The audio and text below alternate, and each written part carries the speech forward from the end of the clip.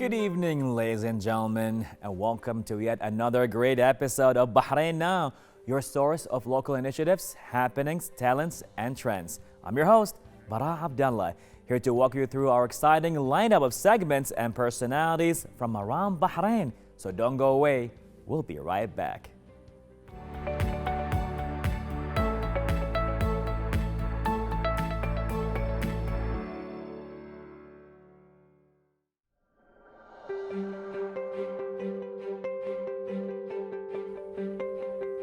Ladies and gentlemen, there are no limits when it comes to art, and especially when art is combined with passion and dedication. Our guest is an artist who is here to share his journey in the beautiful world of art. With us here is Mr. Nasser Maqsood. How are you? I'm doing fine, thank you. Amazing, amazing. And I'm looking at your work, and I'm like, all I can say is, mashallah. Thank you. It's just beautiful. It's out of this world. Tell us more about your journey. Okay, well, I got into art when I was very young, and this is when I was a kid, growing up in Bahrain, actually. Oh, wow. And my father was a good artist as well, so he used to sketch around and, make pictures of us or whatever. Nice. So that got me inspired, and getting myself into like sketching first with pencil. Okay. And I actually got into art at a very later stage.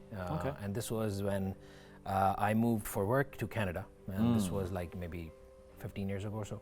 Okay. And I got into abstract art work, and it got a lot of attention, and that motivated me to maybe pursue doing proper artwork on canvases. Interesting. And this was basically my first time getting into like a proper art world sort of a scenario.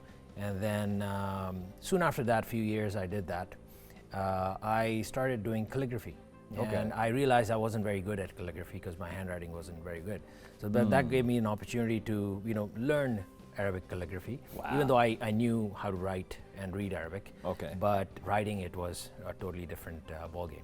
Amazing. And doing it in a way of art was even more challenging. But it gave me the opportunity to write Arabic in more of an art form. Okay. And by doing that, I was always focused on maybe abstract and more modern art, Right. sort of genre. Right. And combining that into calligraphy was a challenge for me. And this is what you see now is I've evolved into like a modern calligraphy, abstract calligraphy sort of a genre. And people really like that now. Yeah. And so this is my end game now, where I am at the moment. Okay. And by profession, I'm not an artist. I am a full-time banker. Oh, there you go. And an accountant by profession. Oh, wow. So the interesting is a lot of people think accountants are very boring. They're only worried about numbers. That's the impression and all that. we always get. But with my art, I can actually tell that's not really true. Right. And essentially, what I try to do is this is my way of relieving my stress at the end of the day. Wow. And it seems like with the stress you're going through, it's actually it might be a lot of stress. It because looks it's so beautiful. Yeah, so essentially what I do is I come back from work if I have some spare time between the other hobbies I have. Right. I'm watching TV with my family and I'm just sketching. That's it, huh? I have a bunch of sketchbooks that I have a lot of calligraphy on, which is just practice, and it's good stress reliever as well. And then if I like any sketch, I put that on canvas. Nice. And these are the pieces that you see here are my smaller pieces. Oh, wow. I actually focus on larger scale How artwork. large? I mean, the biggest one I've done is 7 feet by 5 feet. Okay. I know I'm talking like Canadian measurements. Wow. Wow. But That's pretty in big. meters, I don't know how that translates into meters, but that's pretty large piece. It is. It's about the size of this, maybe bigger than the sofa. You couldn't bring it today, huh? I could not It's bring that big. in today. Yeah. So I actually like doing those kind of artwork. Okay. But that requires a lot more prep work and a lot Right. more attention and time frame as well. So these are things that can be done fairly quickly, like in a day, sitting in front of a TV. That takes you a day? Yeah, a day sitting in front of a TV, so I can churn this around fairly quickly. Okay. Now I do not sell them. Yeah. But if I have an Instagram page that I have not as many followers as some high flying Okay.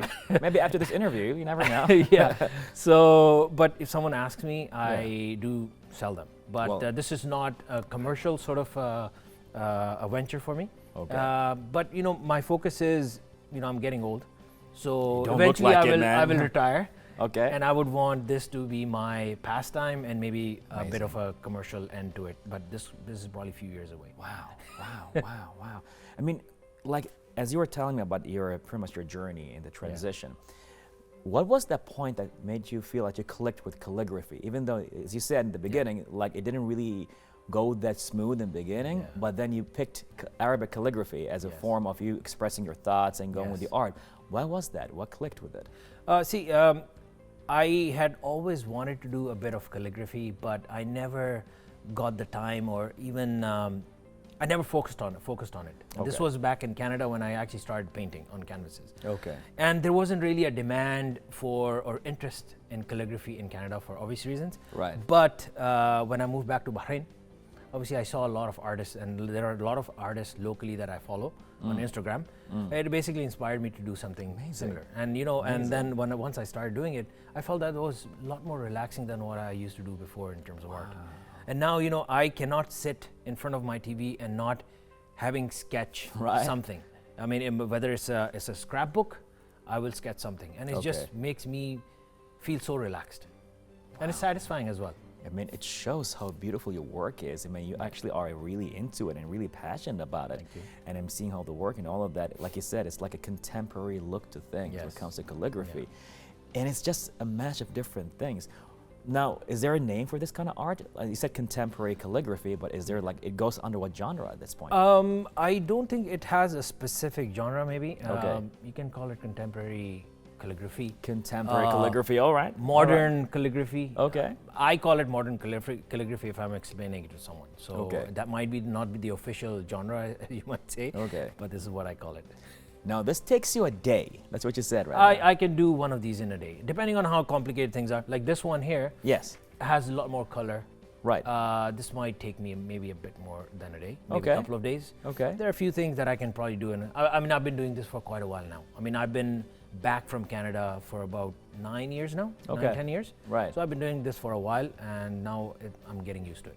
Wow, man, wow. So have you ever been to some galleries here and there pretty much showcasing your work? Did you have the time for that? Yeah, so that's a good question. I have interest in this. I've done a couple of shows in Canada. Okay. But again, those were not calligraphies. Those were my abstract landscape art that I used to do before. Wow, you do that too. Larger scale, so I've done that. In Bahrain, I've done one exhibition some time ago of larger pieces of art. But I haven't really engaged with any galleries or stuff to officially showcase my art. To be honest, if I were to do that, I would think, given my actual profession, that would be too much of a commitment that I might not be able to fulfill, at least now till I retire. I was going to say, that's that's going to be your retirement plan. Pretty much you go full scale, have your own gallery, but at one point that would be nice. Great, right? Yes. I mean, I can see that happening. I mean, it's just not far-fetched. It's definitely going to be a thing for you to do. I can see that 100%. Now, the big ones, if this takes a day, what about the big ones? How long would that take? It depends. I've done big ones like maybe in 4 days. Okay. I've also done, I have a couple of pieces in my house. One of them actually took me 4 weeks. And that was, my hands were numb at the end of the day. It's like it takes a lot of effort. I need to see that. Yes. And, my wife is not very happy with me working on the larger pieces, or it takes up a large portion of the living room or the TV room and all that. And she doesn't like it. Well, big shout out to her for being patient, Well, definitely, that is amazing. And from what I'm seeing right now, it's mostly into Islamic Arabic calligraphy. Is that your main focus, or you do more kind of Arabic, like generic words as well? So far, I've only focused on this Islamic calligraphy. Okay.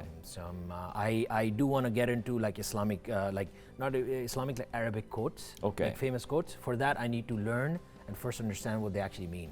So, I mean, I think that would be my next step, but I am interested in doing that. Wow, I can see you doing poetry already. Yes, that would be nice, yes. How did you learn the calligraphy? Did you go to certain courses? Did you learn from somebody? You just watched YouTube?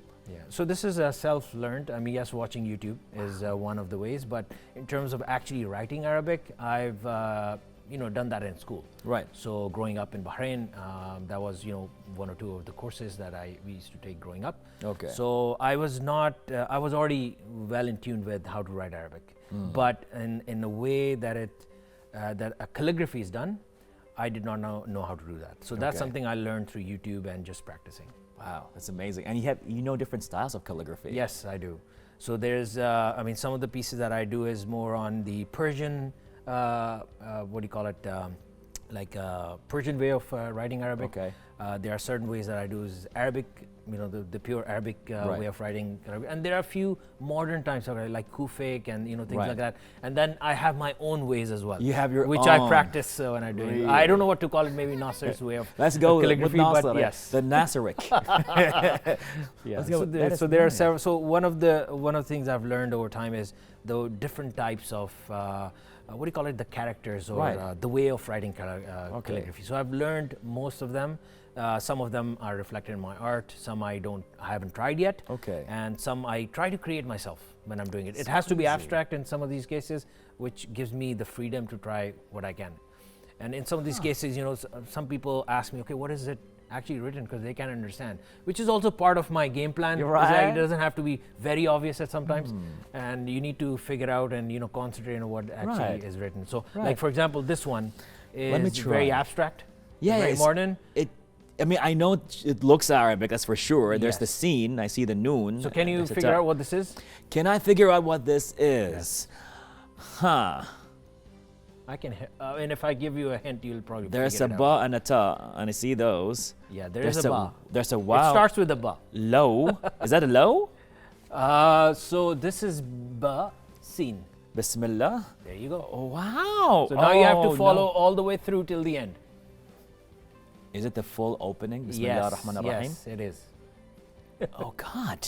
How do you think of this? How do you come up with this? Like the whole thing, like upside down and on the sides, like Just sketching. it just happens, just Yeah, it like just that. happens, yeah. It's like a second nature to you right now. I hope so. I hope I get to that phase. But right now I have to think a lot and how to, you know, put everything together symmetrically Yeah. on a small piece of canvas. And so you it takes never- some time practicing and things like that. And you never took engineering, like at any point I in your life. didn't know. I'm not an engineering major at all. So I'm a purely finance guy. This is crazy because now I'm like, okay, I see it, but then like, how did you even think of it? Like, is it in your head or just once you sketch or once you pretty much start with the artwork, it just comes together? It's like, oh, it'd be cool if we just do it like a matrix kind of style. Yeah. No, it's, I mean, I have something in my head to begin with.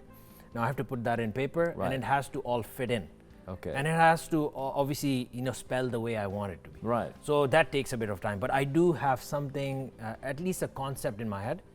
Putting that in paper obviously takes some practice and, you know, several versions of this on a scrapbook. I love that. And I can see here, Ya Qayyum. Yes, Ya Hayyu Ya Qayyum, yes. Wow, from Ayatul Kursi. That's beautiful. Alhamdulillah, over there, definitely. Yes. So it just goes there, and as you feel, as it comes together, you understand or you know what kind of like font or what kind of calligraphy you want to go with, or what kind of art and style. Yes. It just comes together, and with the colors and all of that, Yeah. it just comes like common sense to you. Exactly, yeah. This is beautiful. I mean, look, I'm not jealous. Just telling you, this is amazing. I would love to learn one day. Maybe it will take me a lifetime or maybe another one. I'm not sure. But if ever, like a person like myself got inspired by your own art, would you teach? Would you consider teaching somewhere in the future after retirement, maybe? I do have some friends who have asked me this. Okay. Now, it all boils down to, you know, time commitment.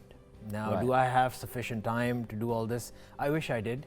Right. But with my full-time banking job, it's very I can difficult. imagine, yeah. And I do have other hobbies, like I do play, I'm a very sporty guy, so I play tennis like 2-3 days a week. Oh, wow, okay. And I also have other hobbies, like I do have a full carpentry shop in my home. So I do a lot of carpentry, like woodwork. So I Okay. do, so that You're takes a pretty lot much of time handy, as well. aren't you? Yes, and then, you know, I have, I'm into bikes as well. So I'm an Dude. avid bike rider. I've kind of gone into a semi-retirement phase on my bikes. Right. My friends complain about that, but Yeah? I'm interested in that. What so kind of with bikes? so I've got a couple of Harleys. I've got one Triumph. Oh, you went with the Harleys now. Yes. You know, pretty much with the cruise mode. Yes, yes. So that's Okay. you know, among all that, you know, I don't have much time. Yeah, and well, then- you know, barely. Yes, and then my wife complains that I don't give them much time and the kids. So Well, bless them. Bless them, definitely. I mean, do you see your kids picking up on your art as well? Like, or it's like they're taking a different kind of mode, you know? you know, several people have asked me that I'm because sure you know, they if did. you look at me, I picked it up from my dad. Right.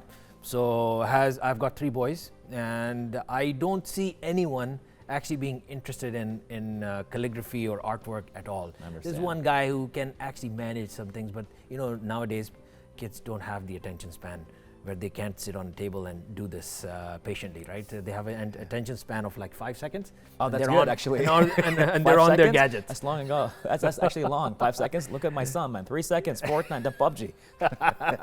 So unfortunately, I don't see that. I mean, I would love at least one of the kids to have this talent, but I think it also comes naturally as well. So, right. yeah. Right. Oh wow. Well, you got a lot going on, with the biking and the art, and being a full-time father as well, and a full-time husband, and a banker, and all of that. But you still have this going on the side as well, where you're actually watching TV and you make such beautiful art. I can only imagine when you put full focus on this. Yeah. And after retirement, maybe you're gonna have your own YouTube channel, very much go a little bit, viral with all your work. Inshallah. I mean, I'm not very tech savvy.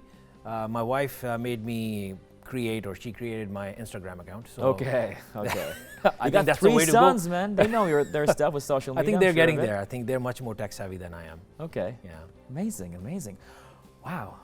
Looking at your art, I can only imagine, you're gonna have a beautiful retirement. I hope so, inshallah. That's what the plan is. Yes. I hope so too, man. Definitely. A few years to go, right? I hope so. When my kids are through college, I guess, then. Okay. I know. I feel you. I feel you. So before we wrap it up, if somebody wants to follow your league, pretty much go through the same things you went through, and they just want to obtain a beautiful art, maybe have their own taste to it, what kind of advice would you give? In terms of buying, or in terms of doing it themselves? I would say they were doing it themselves. Yeah. Become an artist somehow, following your league. So, I mean, for me, the thing is, like I said, I evolved over time. This is something that I was not comfortable doing in the past, and I spent a lot of time researching, practicing. So if someone who is interested in doing something and they haven't done it before, they're not comfortable doing it, I would say spend some time researching. There's a lot of material, a lot of people with a lot of ideas on YouTube. I mean, that was my inspiration, basically, doing the transition. That's where I learned. So I say, spend your time and do this. And the other thing I also wanted to mention is, a lot of people nowadays, especially after pandemic and all that, there's a lot of stress around, with work, people, losing their jobs, or, whatever. I would say, focus on your hobbies, things you like to do as a stress reliever. I'm a living example. I have so much stuff to do, but this is something I know from inside I really like doing, and it's a big stress reliever, and I focus on what I want to do, and I do it, and it really helps me during the day or at the end of the day. So I think if you're in that situation, whatever stresses you have, focus on your hobby. Maybe it might not be art, it might be something else, but try to get that done as part of your daily routine. It really shows, really shows. I mean, definitely, we're so happy to have you with us right here on Bahrain Now, and just experience such beautiful art. Thank you very much. We really appreciate you pursuing it. And pretty much maybe when you retire, and I think I'll be retiring with you as well. Okay. I'll be passing by just to get some classes. All right. Thank you very much. Thanks for having me on your show. Most definitely. Okay. Well, ladies and gentlemen, as Nasser said, just experiment. See what pretty much brings you joy, and you never know. Pretty much you might actually be talking about it right here on Bahrain Now.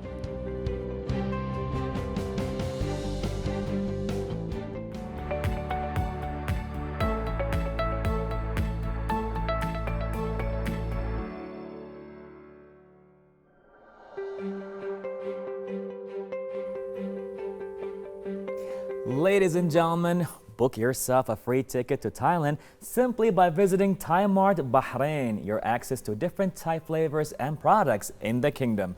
So all that we're going to take place right now in a talk with the CEO of Thai Mart himself, Mr. Tony. How are you? Good evening. I'm fine, and you? Great. Sawasdee krab. Sawadee krab.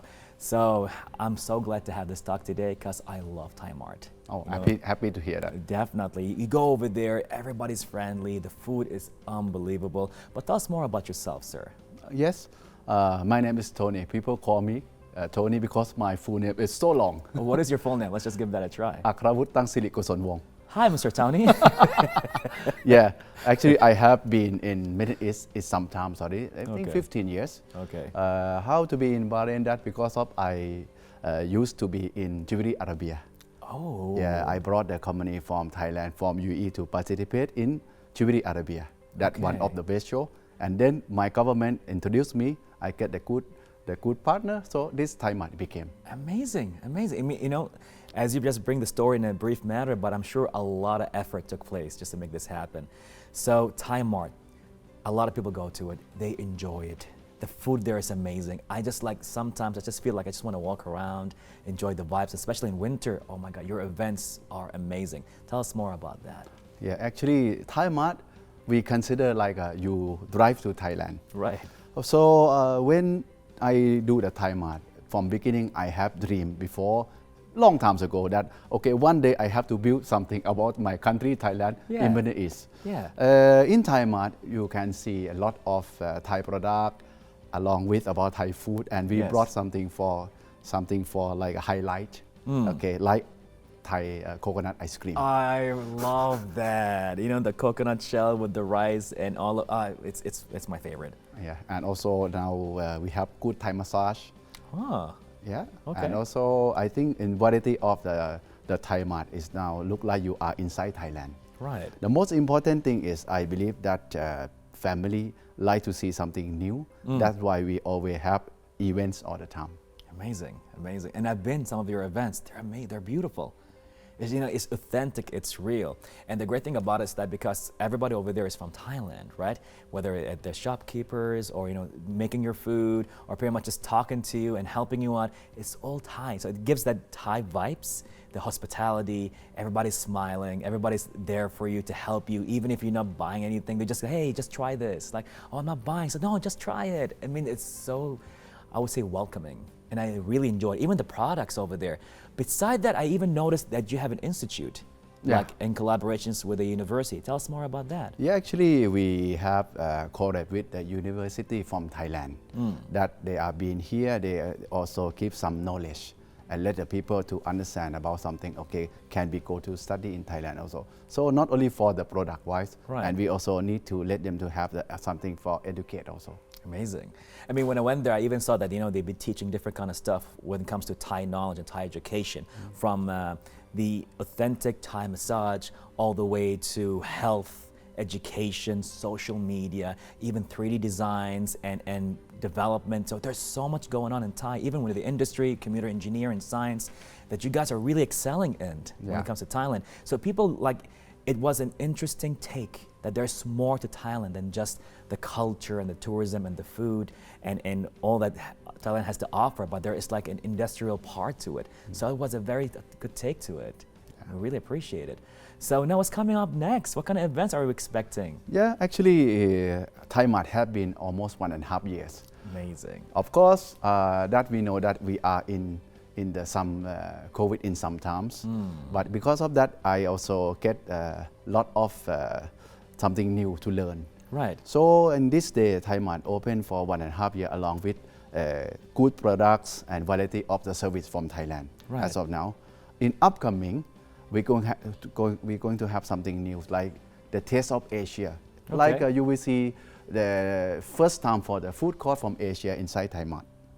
Not only that, we're going to have very exciting for the event, the name of the Night Market Festival. Okay. It will come on 1st of December. That's the winter what you mentioned. Yes. So I brought something all news around 60 to 50 concept Okay. to in here. And we have the theater to let people to have fun and free. They Right. can buy some coconut ice cream and sit and look into the theater to the movie. I love it. I love it. Amazing. I mean, I can only imagine that not only that, I mean, people go to see different things when it comes to Thailand, whether it's Muay Thai maybe, and future events and food and products and all that kind of stuff. So far, how was the reception? I mean, I know people are loving it. From your perspective, since you opened Thai Mart up until today, how was the feedback? The feedback of the Thai Mart from the visitors, I can get good response from the Arab people like Right. Bahrain, Saudi, Kuwait, and of course some expat also they come and enjoy like Asian, Indian or Philippine. So most of them they came and they give the feedback. They look like they come inside Thailand. I love that. Yeah, because we got the very trained about our team and welcome everyone, and we doesn't mind that they buy or doesn't buy. So they are our guests. I I think that. this will be the one of the strength point for Thai Mart. Oh, definitely. And that's what we feel like, when you go to Thai Mart, it doesn't feel like we're going to a mart or a mall. It feels like we're going into a cultural experience. Just walking there is an experience on its own. And we just love that. And one of the things me and my kids love to do is go to the drum. Yes. And we just Bum. and it sounds so majestic. It's like, how can this give that loud sound that everybody gets to listen to? It's like, I'm home, boom, I'm here. So any future plans? Maybe you can give us like a teaser, or you're gonna keep that as a surprise, maybe for the Mart? Actually, first of all, I have to thank you for all of the guests who came to Thai Mart, especially for Bahrain is our good friend, same like brother. So I'm happy, and I'm going to develop something new to brought our country to be here in terms of product, service, and most important about the hospitality. You will see a lot of events upcoming season. I can't wait, to be honest. I am ready, You just say coconut, I'll be there. Definitely. Well, Mr. Tony, thank you so much for being with us right here on Bahrain Now. And we can't wait for winter to come and just to pretty much be there with all your events. Thank you so much. Thank you so much. And is it Sabai di Kap? ขอบคุณครับ Kampong Kap. Thank you very much, sir. Thank you Much much. appreciated. Well, ladies and gentlemen, you heard it. Thai Mart is going to get bigger, crazier, and more fun. All that took place right here on Bahrain Now.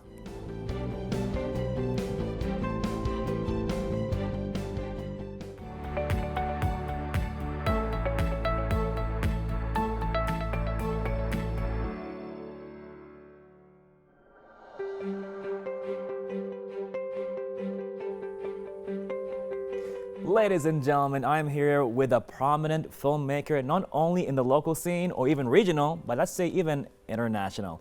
Ali Finger is right here on the studio. How are you, man? I'm all right. How are you doing? Great, great. So, Thanks for having me again. definitely. Just so it's been, I would say, a few months since our last talk right here at the show. Maybe a year. Pretty much, yeah. I guess, right? And we've talked a lot about you and pretty much in film industry and what's going on. And so far now it seems like you came a long way. A lot happened, a lot of productions taking place. Tell us more about what's taking place in your world. Alhamdulillah, I guess. Things have been interesting. I think it's been more than a year, but because now that I look back of all the small productions that we've done, Right. It's been about a year and a half, if not two. Wow. Yeah, and it's not just me, it's the scene itself. Right. In Bahrain, يعني. Right. I moved back from LA 2020. Yeah. And from now until 2 years, and we had that interview like just early 2020, Amazing. I think. Wow. It was like COVID times, I Is believe. that- Just before COVID really became. You just came from LA, you're fresh, you got the ideas, Yeah. you're ready to take over. I've worked with a bunch of different crews, different people, different productions, music videos, we've done shorts. Yeah, that's all it does. There have been a bunch of short films that came out, so there's Right. a nice scene. I'm very happy to say that there is a very nice scene in Bahrain for short films Yeah. and aspiring filmmakers to do more than that, right? We're talking series, feature films. I'm very happy to be a part of that community. Amazing. I mean, that's pretty much what I've been noticing as well. We had talks with different producers as well over here. And it seems like, it's been there for a while, but now they're taking it more seriously. Like certain producers are putting more money into it. They're getting more serious, getting more, I would say, more into the cinematic kind of attitude to it. It's like now it's time to take it in a different way, new ways, new approach. So tell us more about the industry and how do you see it? I believe we are headed in the right direction. We're thinking of the right things. So Okay. when I first moved back here 2 years ago, the productions I worked on with other people, right? So the mannerism of the work itself has changed. Right, So right. 2 years ago, I would have had a few things to say about how things are done. But recently I jumped on another production. Again, not mine, right? Because when you're a filmmaker, most of your time will be spent working on other people's stuff. Right. And that's how you build that experience, that repertoire, right? For you to then work on your own. But working on other people's stuff 2 years ago and today, I can honestly tell you that there has been development. People have been learning, people have been researching, people have been asking. And again, the world has gotten so small after COVID, right? Yeah. Everything is online. So that bridged a lot of gaps, that made it I don't know how, but I think it made it easier for people to reach out and ask for help. There are so many people taking workshops and courses, just researching and talking about it. You mentioned cinematography. If we're talking about the Khaliji TV series industry, right? Just from looking at the product, 10 years ago to today, you can clearly see a jump in cinematography. They get accused of not knowing what to do. I stand against that statement. No, they know exactly what to do. It's just that they work under such tight time constraints that they have to do it this way. Because they have to work fast. Television always has to work faster than cinema. When I shoot a cinematic film, I shoot 3 pages per day. 3 pages, roughly translated to 3 scenes all of that. per day. Per day, TV industries shoot 22 scenes per day. That's a lot. Each scene could be about 3 or 4 pages long. Right. So it's not that they don't know. It's a different animal. It's a different product. So cinema is one thing, television is another thing. People today get confused when they watch things like Netflix and streaming services because that's cinematic television. That's not television. Cinematic television. That's a new thing, right? It could be looked at as a hybrid of cinema and television. Interesting, yes. The more technical you want to get, a lot of people will tell you, no, it's not. Yes, it is. There could be a whole debate about that. But the fact that remains is Netflix and that, if you look at that as a standard, it looks like a movie, but it's serialized. Whereas if you look at old school television, if you look at sitcoms, for example, they don't look like Netflix. No. It looks like what we see here, locally. So now, with all the talks about film production and TV, where is your focus right now at? I focus on, how do I put this in a as accurate an answer as possible, right? Constantly trying to develop myself with every work that I touch. So my little boutique production house, we do anything from commercials to shorts to feature films, right? Now when I say we do, I'm saying we're building things, right?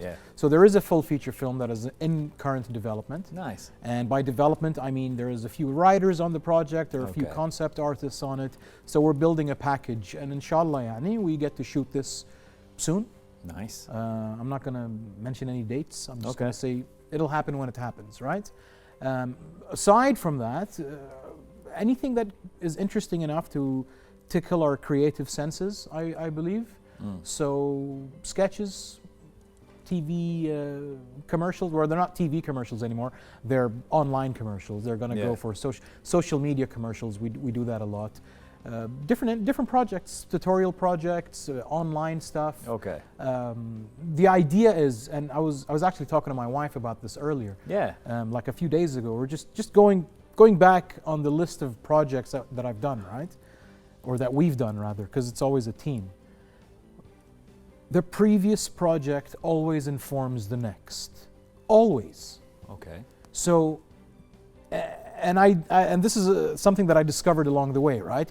I thought, if I'm going to make TV, like TV series, right? Then the first TV series I work on is going to make me work on the next TV series in a better way. But that experience cannot translate to doing an online video, right? A tutorial video, for example. It's different. One would think that it's different. So I thought, okay, I need to do more of this to get better at it. But I'm realizing as time goes along, it doesn't matter what kind of project you work on, because experience is still experience, right? In our field, if you're touching a camera, if you're in an editing room, if you're just practicing writing, right? How to convey a story in sentences. If I'm writing a commercial, or if I'm writing a short film, or if I'm writing a music video, those are 3 different kinds of things, right? 3 different products rather. But writing is writing. So techniques kind of merge, ideas merge, strategies work. Okay, this thing worked when I was doing a little YouTube video for my sister's school, right? I did something kind of like a little thing for her class, right? And it's something that she could show her friends. But there are a few things that I picked up along the way that I didn't know how to do, right? Okay, let's try this. How do you tell that story from a child's point of view? Everything has to be lower, right? If I want to be the child.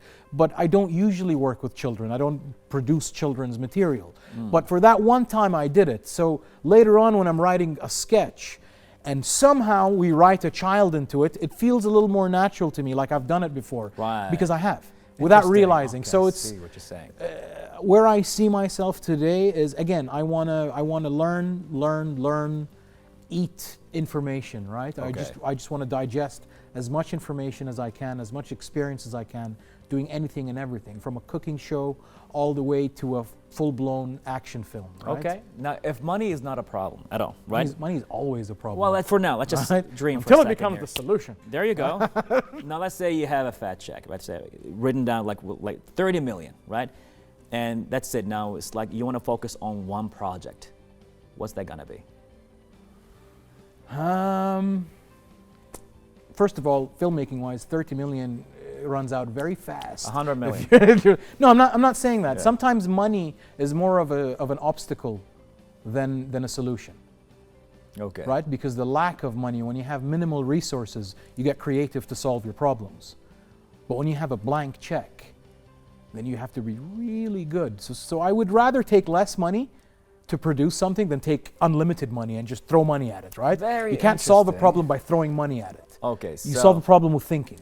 if you want to focus on that one project, whether money is available, abundance or not, and you're just like, you know what, this is going to be a project that I'm going to put everything I got to it. It's going to bring what I want to see on screens.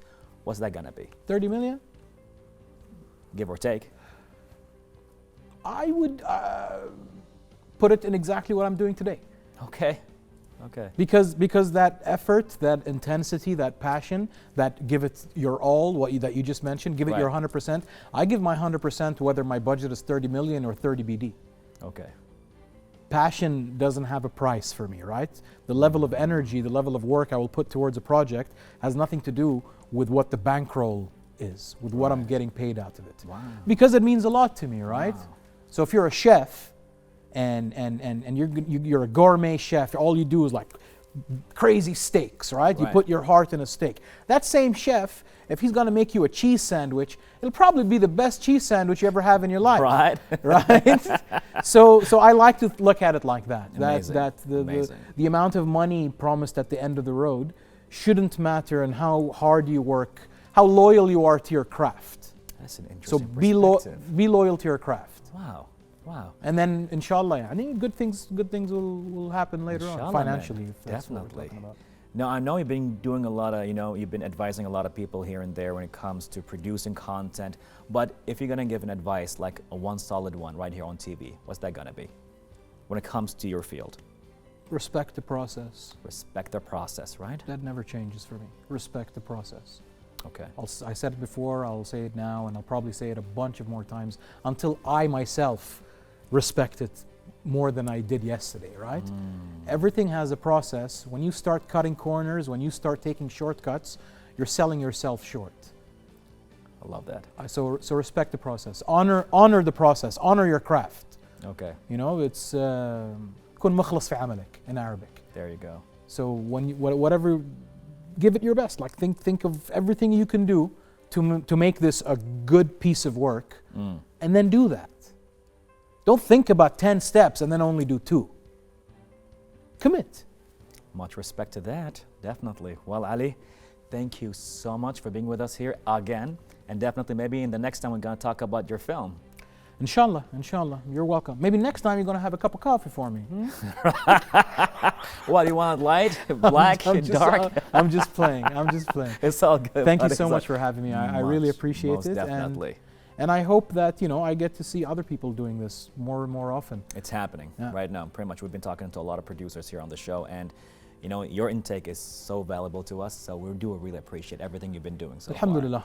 Thank you. Definitely. Thank you so much for being with us on Bahrain Now. Right on. Well, ladies and gentlemen, one line, respect the process. All that been said by Ali right here on Bahrain Now.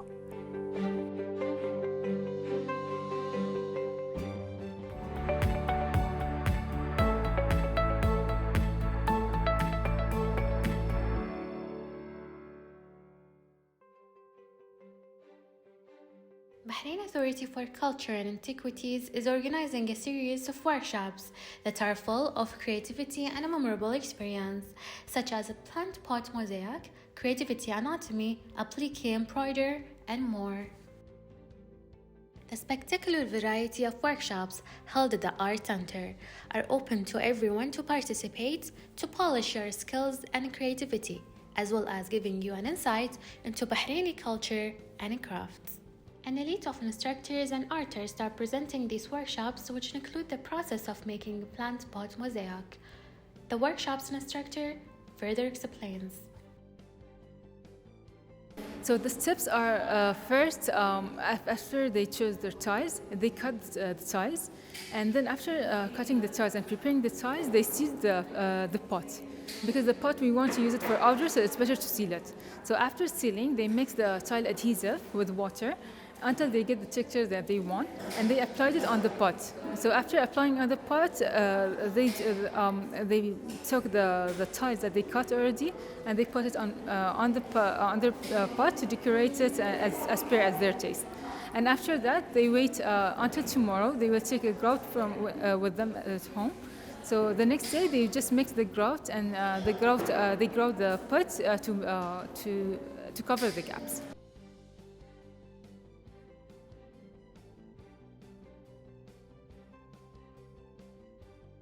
The Director of Culture and Art at the Bahrain Authority for Culture and Antiquities, Ms. Farah Matar, explained more about the importance of the workshops and how to take a part. We're very happy to host a series of workshops at the Art Center here as part of BACA's programs. It's a great opportunity for us to provide a platform and bring together people interested in learning new skills and bring together private entities that teach art skills and a different number of crafts. We are enjoying a full house today. There's a lot of people here. We are doing a pottery mosaic workshop, and people will leave today with their beautiful pot, and each person has their own individual style. The important thing for us is to keep activating the sector of the arts, and for us as operators of the Art Center, we like having audiences come here, get to know the place, attend workshops regularly, and also come to us when we have exhibition openings as well. It's all part of what we strive to do in terms of building awareness of the place and of the arts and of the different things that people do, as well as just enjoying it and having a good time. They don't need to be professional artists. They can come, change, scenery, and get to know different people. For us, it's very important for us to be able to announce these on a monthly basis, so we hope that people will visit our website, our social media, and see what's coming up for the month of September and October and so on. And we hope to keep this going on a regular basis.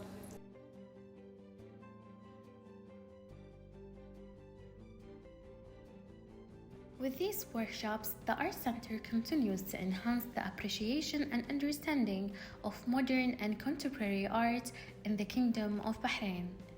Reporting to Bahrain International TV, this is Khawla Youssef.